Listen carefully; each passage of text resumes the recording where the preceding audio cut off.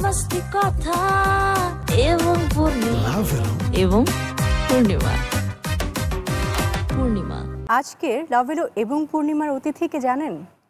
জানবেন কোত্থেকে? যতক্ষণ আমি না বলবো। তিনি আমার খুবই পছন্দের একজন মানুষ, তিনি আমার খুবই কাছের একজন মানুষ। তিনি একজন মডেল, তিনি একজন অভিনেত্রী, তিনি আবার ক্যামেরার পেছনেও কাজ করেন। তিনি একজন পরিচালক। মনে হয় না আপনারা বুঝতে পারছেন, কিন্তু আমি কিছুটা বলি। আমি যখন তাকে পর্দায় দেখতাম, তার হাসি দেখে মনে হতো আমার সামনে কোনো মাধুরী দীক্ষিতের হাসি আসছে। এখনও কি বুঝতে পারছেন? এখনও বুঝতে পারছেন। তিনি আমাদের সবার প্রিয় অভিনেত্রী তানিয়া আহমেদ। তানিয়া আপু, যেভাবে ইন্ট্রো দিলি, এটা তো আসলে মানে one of the finest, one of the মানে nicest intro I ever had. Tania আপু কেমন আছো বলো? এত সুন্দর ইন্ট্রো পাবার পরে খারাপ থাকার উপায়টা কোথায়? না, এটা সত্যি কথা, আমি যা বলেছি সত্যি বলেছি। কারণ তখন তোমাকে যে দেখতাম, সেই কার্লি হেয়ার এবং একটা হাসি যে আসতো, মনে হতো যে বাংলাদেশের মাধুরী দীক্ষিতকে আমি দেখছি। আর এখন দেখলে মনে হয় পূর্ণিমার বড় বোন। না, এখনো তুমি অনেক অনেক অনেক সুন্দর, অপরূপা, এবং তুমি যে এই জিনিসটাকে ধরে রেখেছো, এটা অনেকেই এখনো পারে না। কোন কাজটা দিয়ে তোমার শুরু হয়েছিল? আমার শুরু হয়েছিল আফজাল হোসেনের হাত ধরে। আচ্ছা। ডায়মন্ড ব্র্যান্ড নারকেল তেল। চুলের আমার খুবই খারাপ অবস্থা ছিল। আফজাল যখন আমাকে ডাকলেন, বললেন যে তখন তো উনি আমাকে আপনি করে বলছেন যে আপনাকে দিয়ে আমার আসলে কোনো বিউটি প্রোডাক্ট করাবার ইচ্ছে ছিল, আপনার এক্সপ্রেশনস অ্যান্ড এভরিথিং, বাট আমার এই মুহূর্তে নারকেল তেলের এই বিজ্ঞাপনটার স্ক্রিপ্টটা এত সুন্দর, আমি চাই যে এটা আপনি অভিনয় মানে এটা আপনি পারফর্ম করেন। আমি বললাম যে আফজাল ভাই, আমার তো চুলের যে অবস্থা, আমার চুল সবসময়ই ছোটো। বলছে যে আসলে ওটার সাথে ওটার কোনো ইয়ে নেই, মিল নেই, আপনি ওটা নিয়ে টেনশন করেন না, আমি সুন্দরভাবে ওটা প্রেজেন্ট করবো। এবং that was a very big hit. এবং আমার মনে আছে যে ওই সময় তখন আর কি একটু এরকমই সবাই বলছিল যে ওয়াও, একটা সুন্দর মেয়ে এসছে, একটা প্রিটি মেয়ে এসছে। সুন্দরের চাই তো মানে অনেক প্রিটি, অনেক মনে হয় যে খুব নিজেদের আপন এরকম টাইপের একটা ফেস এসছে। তো ওটা আমার কাছে মানে আমার প্রথম কাজ, কিন্তু ওটা আমার সবচেয়ে বড় পাওয়া এই কারণে আমার প্রথম শট ওয়াজ ওকে, প্রথম টেক ওয়াজ ওকে। এবং আফজাল ভাই এই জিনিসটা সবসময় সবাইকে বলেন। তো টিভি মিডিয়া যখন তুমি কাজ শুরু করেছো, তখনকার সময় আর এখনকার যে টিভি মিডিয়াতে কাজ হচ্ছে, এর মধ্যে কি পার্থক্য খুঁজে পাও? সময়ের পার্থক্য, আর আসলে সেরকম কোনো পার্থক্য আমি দেখি না। তখন আমরা রোদে দাঁড়িয়ে কাজ করতাম, লাইটের নিচে কাজ করতাম, এখনও তাই। তখন গল্পগুলো অনেক স্ট্রং থাকতো, এখন আবার গল্পগুলো অনেক স্ট্রং হচ্ছে। আচ্ছা, এখন গল্প বেসড নাটক হয়। মাঝখানটাই খানিকটা, এটা কিন্তু সব কিছুরই, জীবনেরও চড়াই আছে, আবার উতরাই আছে, আবার চড়াই আছে। তো আমি মনে করি এখন খুব সুন্দর একটা সময় আমরা পার করছি। আচ্ছা, যখন আমি পরিচালনায় রেগুলার হচ্ছি, তখন আমি সুন্দর সুন্দর গল্প পাচ্ছি। গল্প বেসড নাটক হচ্ছে এটা, মানে তা গল্প বেসড নাটক বলতেই কিন্তু অভিনয় বেসড নাটক, মানে যেখানে সুন্দর অভিনয় থাকবে, যেখানে সুন্দর গল্প থাকবে, সেখানে সুন্দর অভিনয় আমরা পাবো অবশ্যই। তো সেটা আমি মনে করি ডিফারেন্সটা আসলে এখন যেটা হচ্ছে টেকনিক্যালি অনেক আপডেটেড হয়েছি আমরা। অভিনয়ের ক্ষেত্রটাতে আগে যেমন একটা প্যাটার্ন ছিল, এখন একটু ডিফারেন্ট একটা প্যাটার্নে চলে এসছে। এখন কিন্তু অনেক বেশি ন্যাচারাল অ্যাক্টিং হয়, সেটা শুধু নাটক না, ফিল্মেও তাই। আচ্ছা, তুমি তো একজন অভিনেত্রী, তো অভিনেত্রী হয়ে সংসার করছো একজন গায়কের সাথে, মানে আমার সংসারটা আসলে আরো ভালো যেত যদি তোমাদের মতো শালীরা আশেপাশে না থাকতো। আর আমি অভিনেত্রী সংসার করছো একজন গায়কের সাথে। হ্যাঁ, না কিন্তু এই গায়কের সাথে যখন তোমরা ফ্লার্ট করো, তখন আমার খুব ভালো লাগে। গায়কটাই তো সেরকম ফ্লার্ট করার মতো, সেইটাই। এবং মাশাআল্লাহ তোমাদের সংসার জীবন কেমন যাচ্ছে সেটাই আসলে মেইনলি প্রশ্ন। ভালো যাচ্ছে যেমন যায়, আলহামদুলিল্লাহ। মানে আপস অ্যান্ড ডাউনস তো সবারই থাকে, সো টোকঝোক সবারই থাকে। যদি বলি যে ৮-১০টা পরিবারের মতো ঝামেলা আছে কিনা, হ্যাঁ ঝামেলা আছে। ৮-১০টা পরিবারের মতো কোনো সমস্যা আছে কিনা, হ্যাঁ সমস্যা আছে। বাচ্চা কাচ্চা নিয়ে নানা রকমের, আজকে এই প্রবলেম তো কালকে ওই প্রবলেম। তোমার তো একটা পিচ্চি, তারপরও সে পিচ্চি কিনে নানা সমস্যা। অবশ্যই। হ্যাঁ, তো সব কিছু মিলিয়েই সংসারটা যে সংসার। এই সঙ্গের মধ্যে যাবতীয় যত রকম সার আছে, সার দিয়ে তার গাছপালা, ধান ক্ষেত সব উঠাতে হয়। টুটুল কিন্তু আমাকে ওস্তাদ মানে, এটা কি তুই জানিস? না। কারণ ও যখনই কোনো গানের কোনো কাজ করতে যায় প্রথমে আমাকে বলে ওস্তাদ, কয়েকটা গানের যদি একটু রেফারেন্স বা কোনো কিছু যদি একটু ইয়ে করা যেত, কারণ সুরটা আমি এরকম গানের কথাগুলো এটা কেমন কি সুর হবে এরকম, কারণ আমি যত গান শুনি আমি মানে সেই পুরনো একেবারে লতাজিও বলবো না, মানে এস.ডি. বর্মন থেকে শুরু করে তারও আগে যদি কেউ থাকেন সেই সময় থেকে শুরু করে এখন মানে বেগম আক্তার ওনাদের গানও আমি শুনি সেরকম। এখন একদম লেটেস্ট যদি সোয়ান মেন্ডেস বা মানে নতুন যারা আছেন ইংলিশ বাংলা সব কিছু মিলিয়ে বলছি, তাদের গানগুলো আমি কিন্তু শুনছি, আমার ভালো লাগে শুনতে গান। আমি সারাদিন আমার গান আমার চারিদিকে জড়িয়ে থাকে, আমাকে জড়িয়ে থাকে। তো সেখান থেকে দেখা যায় যে ওকে আমি সাজেশনসগুলো দেই, বলি যে এই ইয়ে শোনো। আর আমাদের দেশের কথা আমি বাদ দেবো কেন, আমাদের দেশের পুরোনো দিনের গান থেকে শুরু করে এই সময় যারা আছে ইমরান বলো, প্রত্যেকে কিন্তু অনেক সুন্দর গায়, প্রত্যেকের ইন্ডিভিজুয়ালি প্রত্যেকে খুব সুন্দর সুন্দর গান করে। তো আমি গান শুনি এবং সেটা কিন্তু ওকে হেল্প করে, এবং সেই আমাকে কারণ ওস্তাদ ডাকে। আমরা আড্ডায় আবার ফিরে আসবো, আমাকে নিতে হচ্ছে ছোট্ট একটি বিরতি। দর্শক নিচ্ছি ছোট্ট একটি বিরতি, থাকুন লাভেলো এবং পূর্ণিমার সাথে। এবং পূর্ণিমা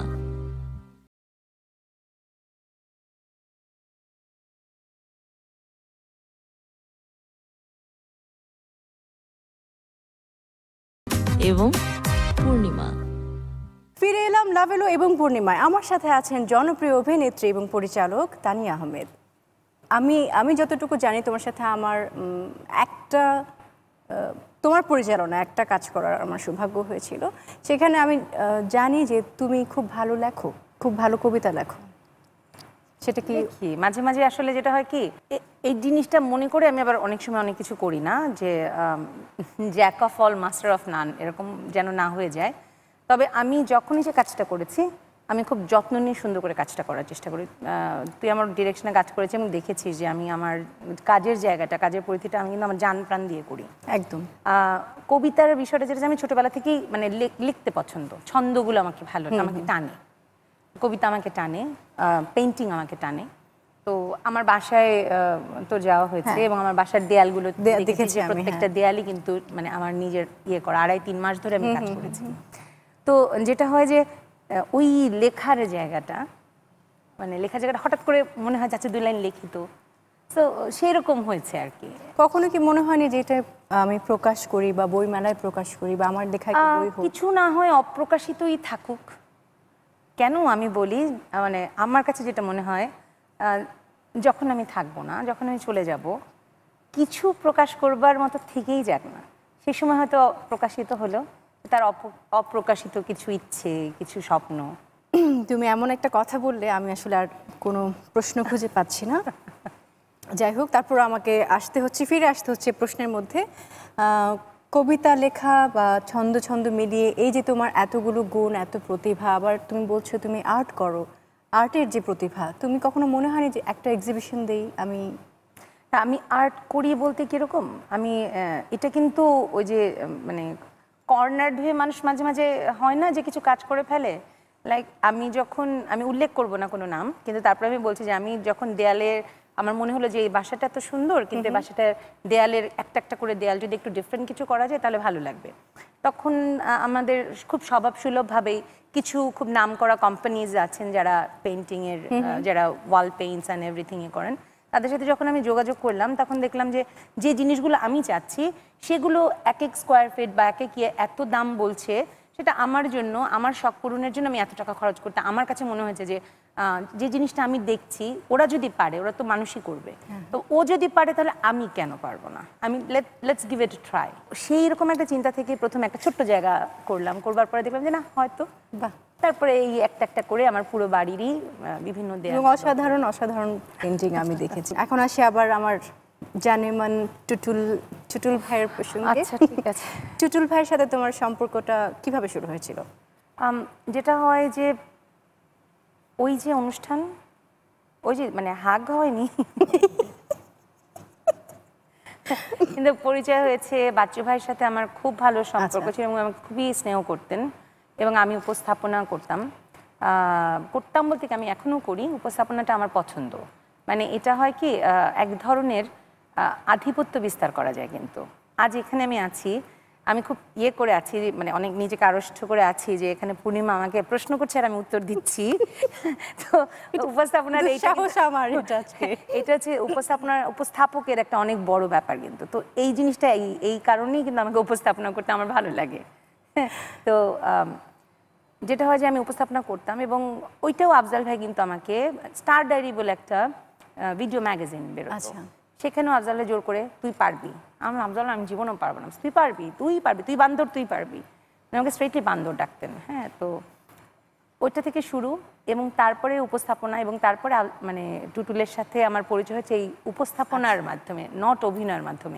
এবং আমি কোরিওগ্রাফি করি, ফ্যাশন শো কোরিওগ্রাফি করেছি অনেকগুলো, এবং সেই সময় most of the fashion shows আমি করেছি।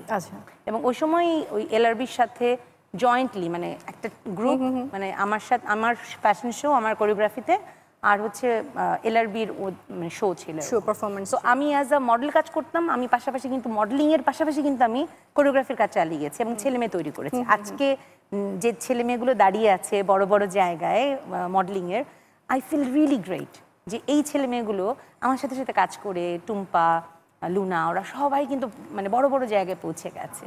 তো ওইখানেই আর কি শুরু, ওখান থেকেই দেখা, ওখানে দেখে ও আমার ভক্ত ছিল অনেক।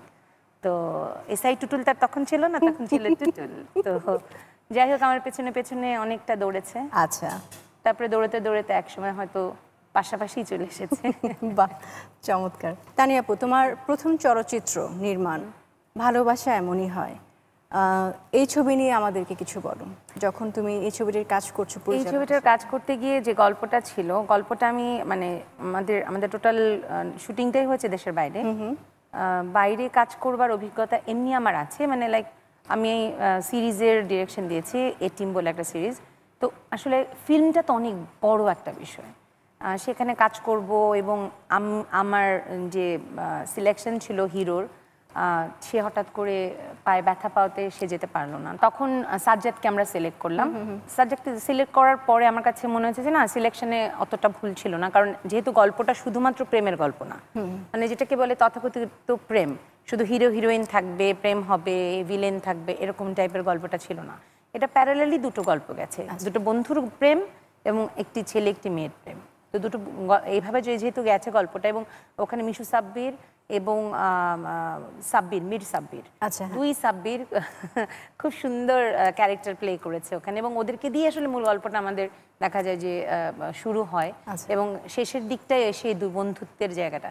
তো কাজ করতে গিয়ে যেটা হয়েছে যে আমার কাছে মনে হচ্ছিল যে দেশের বাইরে কাজ করতে যাব, আল্লাহ কিভাবে কি করব, এই করবো সে, কিন্তু কাজ করতে গিয়ে আমাকে একটা জিনিস যেটা হয়েছে যে আমাকে সবাই একটা নামে ডাকতো, মানে আমাকে সবাই একটা নামে ডাকতো, সেটা আয়রন লেডি।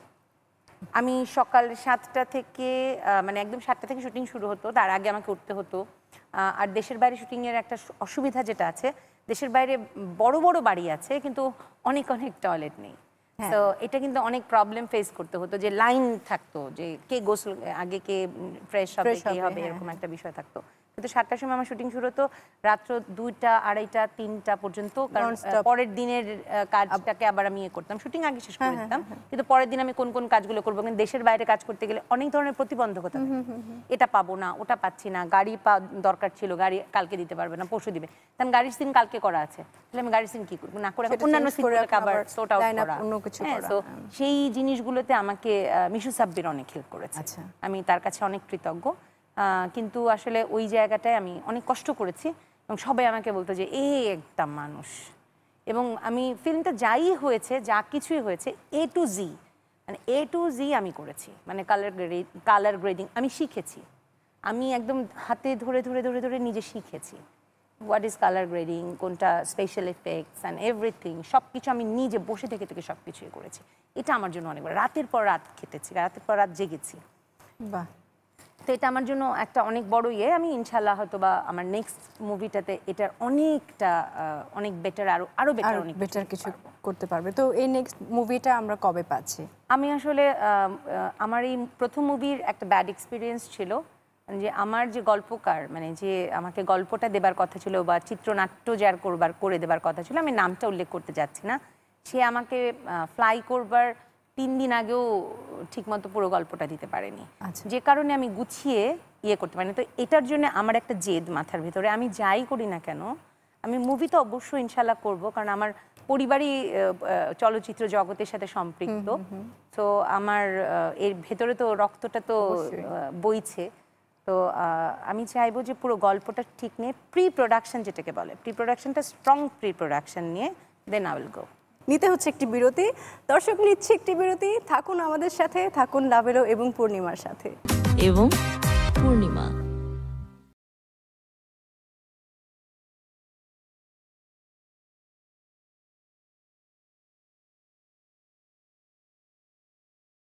এবং পূর্ণিমা।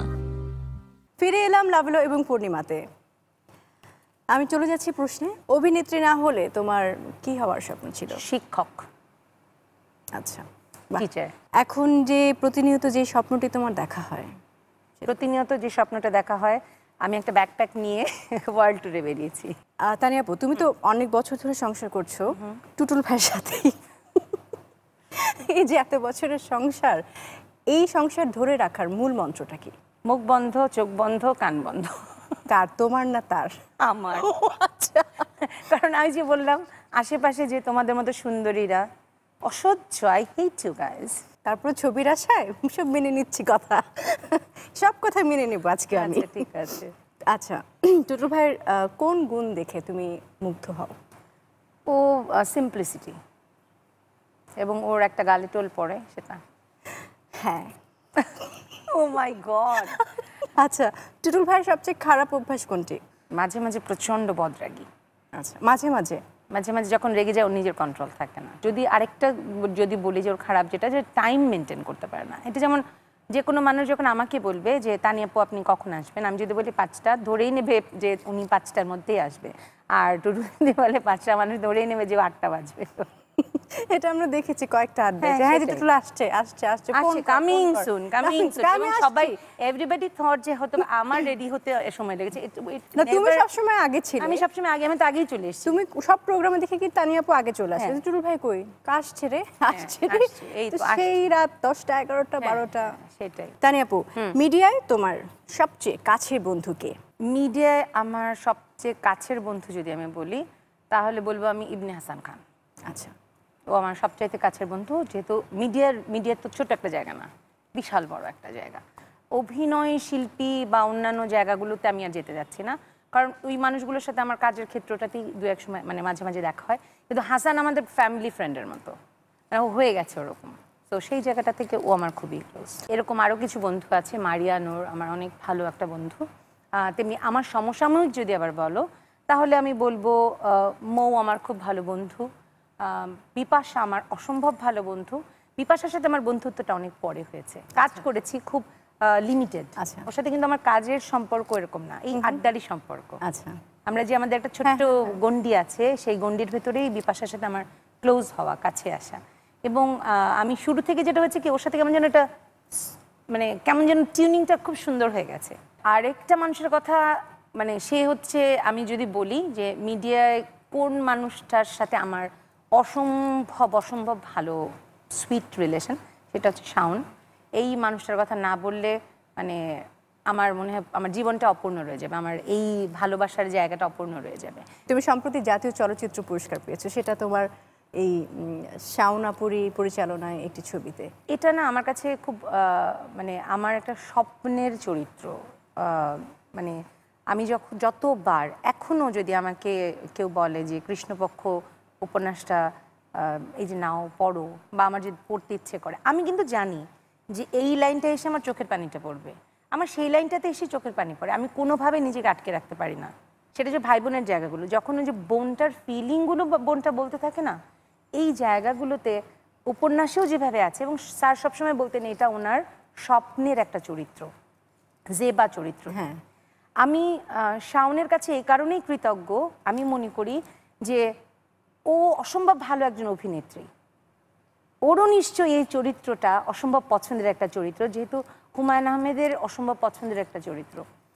সে ওই জায়গাটায় থেকে সে কিন্তু চাইলেই ওই ক্যারেক্টারটা প্লে করতে পারত, চাইলেই কিন্তু পারত অবশ্যই। কারণ স্যারের অনেক ভালো ভালো মুভির, এবং সে অসাধারণ একজন অভিনেত্রী, সে চাইলেই পারত, কিন্তু সেই লোভটা সংবরণ করে সেখানে আমার জন্য দাঁড়ানো যে না এটা ও করবে, এটা ওকেই মানাবে, ওই করবে এবং এটা ওই পারফেক্টলি করতে পারবে।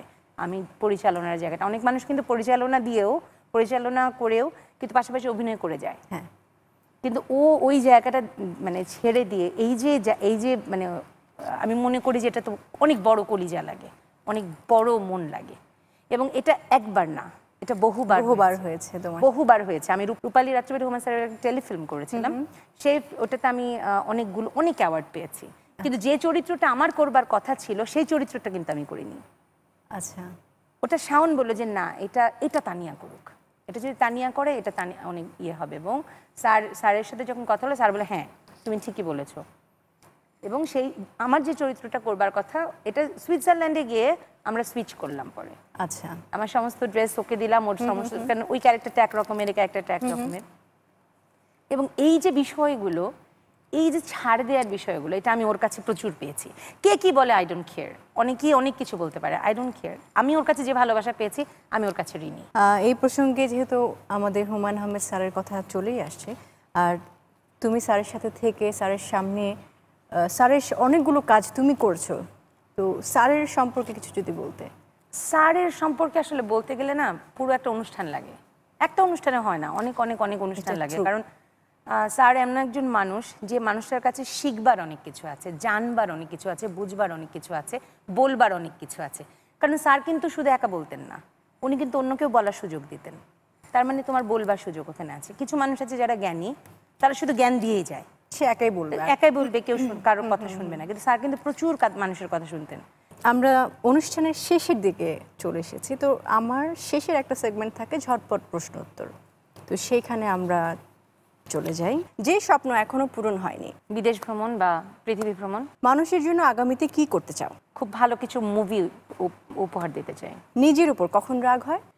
যখন আমি দেখি যে মানুষটাকে আমি ভালোবেসেছি বা যে মানুষটাকে আমি বিশ্বাস করেছি সে মানুষটা আমার সাথে খুব দুর্ব্যবহার করছে বা প্রতারণা করছে, বা আমি যাকে যেরকম ভেবেছি সেরকম না, তখন নিজের উপর রাগ হয় যে মানুষটাকে কেন বিলিভ করলাম।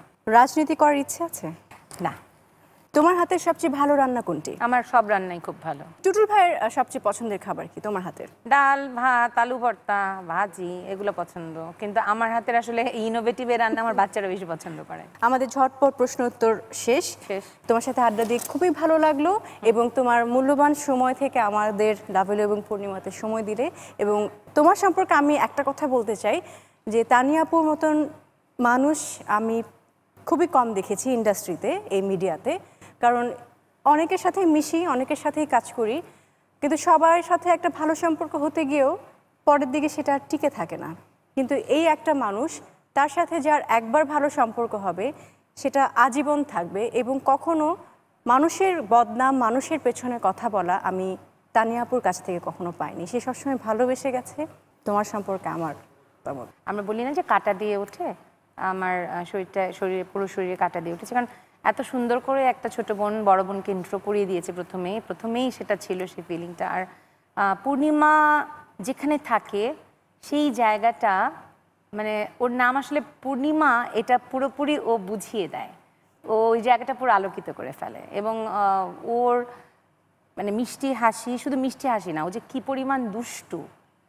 পরিমাণ দুষ্টু, মানে এটা আমরা যারা ওর খুব কাছের তারা জানি, এত মিশুক, এত মিষ্টি হাসি এবং মিষ্টি ভাষী।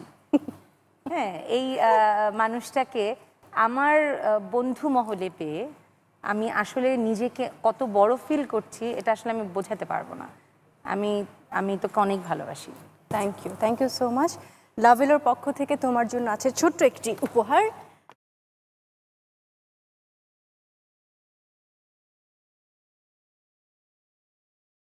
অনুষ্ঠান শেষ, এখন বিদায়ের পালা। তোমার অনুমতি নিয়ে আমি তাহলে দর্শকদের কাছ থেকে বিদায় নিয়ে আসি। দর্শক, কেমন লাগলো আজকে লাভেলো এবং পূর্ণিমা?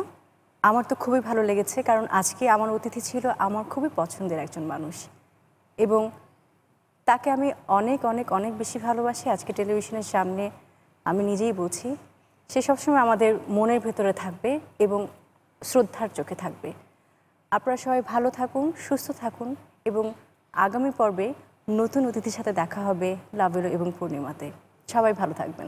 ও আড্ডা মাস্তি কথা এবং পূর্ণিমা এবং পূর্ণিমা।